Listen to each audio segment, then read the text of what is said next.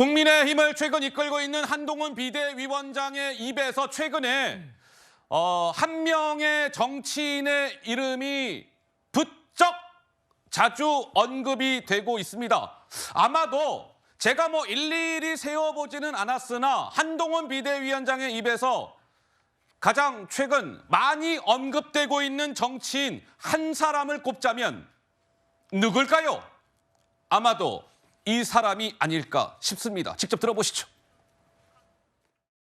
공금 법화 횡령, 만취 음주운전, 혐오 욕설, 위증교사, 대장동 토착비리, 백현동 토착비리, 성남FC 뇌물, 거짓말로 인한 선거법 위반 등등 사실 그런 각각의 비위를 저지르는 사람들은 현실 세계에 드물지만 존재합니다. 이재명 대표가 정말 놀라운 것은 이걸 다 한 사람이 했다는 겁니다. 이재명 대표 같은 분이 공천 신청을 했다면 국민의힘에서 절대로 공천받지 못할 것이라고 확신합니다. 그런데 민주당의 공천 시스템은 이걸 적격이라고 판정할 겁니다. 한동훈 비대위원장의 입에서 최근에 가장 많이 거론되고 있는 인물, 방금 들으셨죠? 이재명 민주당 대표가 아닐까 싶어요. 그런데요, 제가 조금 전에 그런 말씀 드렸죠. 제가 일일이 세어보지는 않았으나 아마도 이재명 대표가 한동훈 위원장 입에서 가장 많이 거론이 됐을 겁니다. 이런 말씀 드렸지요. 직접 증명해 드리도록 하겠습니다. 이어서 들어보시죠. 이재명 대표의 민주당이 운동권 특권 세력과 개딸 전체주의 세력과 결탁해서 나라 망치는 것 막아야 합니다. 민주당에서 5대 혐오 범죄 규정해서 공천 과정에서 도덕성 판단 기준으로 삼는다고 하는데 이에 대해서 어떻게 생각하세요? 정확하게 이재명 대표만 거기 걸리지 않도록 여러 가지 고려를 해서 만든 것 같습니다. 이재명 대표는 공천법 특권 포기를 대선 공약으로 걸었던 분이죠. 그렇지만 그냥 바꿨죠. 아무런 논리적 이유 없이. 첫째, 법화 본인이 쓴 거 맞습니까?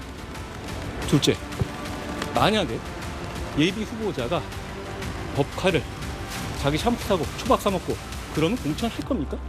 셋째, 이런 질문 안 받고 도망 다니는 거 부끄럽지 않습니까? 어떠십니까? 시청자 여러분들, 제 말이 거의 맞는 듯 하죠. 자, 한동훈 비대위원장 법인카드 횡령, 만취 상태에서 핸들 잡은 거, 위증교사, 선거법 위반 등 이재명 대표가 놀라운 건 이걸 이 대표가 혼자 다 했다는 사실 아니겠어요? 만약에 국민의힘에서 이재명 대표 같은 분이 공천을 트라이한다면 절대로라는 말을 2번 하더라고요. 절대로 공천받지 못할 겁니다. 이런 얘기를 했어요. 자, 이런 해석이 나옵니다. 보시죠.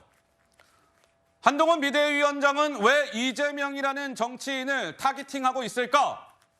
비대위원장을 맡은 이후에 야당과 싸우는 이미지를 좀 덜 보여주려는 모습이었는데 총선이 성큼 다가오면서 다시 대립각을 키우려는 듯하다. 또 하나, 정부 비판 일색이던 이재명 대표의 신년 기자회견을 한동훈 비대위원장이 보고 이거 봐라, 가만히 있을 수 없었을 것이다. 이런 해석이 나왔어요. 서정옥 변호사님은 어떻게 생각하세요? 지금 이제 한 위원장이 이제 이재명 대표만 공격하고 네.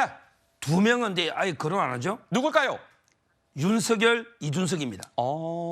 윤석열 대통령은 이제 좀 차별화 전략으로. 예.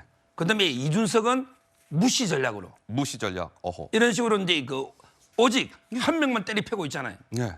한 명만. 그게 바로 이제 이재명 대표인데요. 그러게요. 이거는 이제 프레임을 이번 총선은 이재명 대 한동훈. 윤석열 정권 심판이 아니고 예. 오로지 한동훈 대 이재명 이런 데 프레임으로 총선을 치르는 게 가장 유리하다. 예. 그리고 이제 야당의 그 유력 대권 주자가 이제 이재명 아닙니까?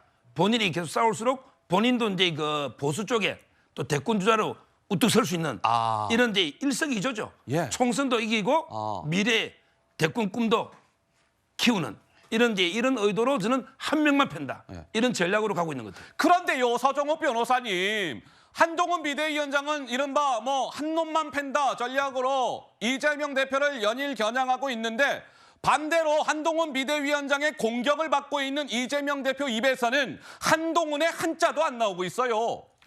싸워봤자 이게 뭐 얻을 게 없고 손해만 보는 거예요. 어? 오히려 이제 이재명 대표 입장에서는요. 예.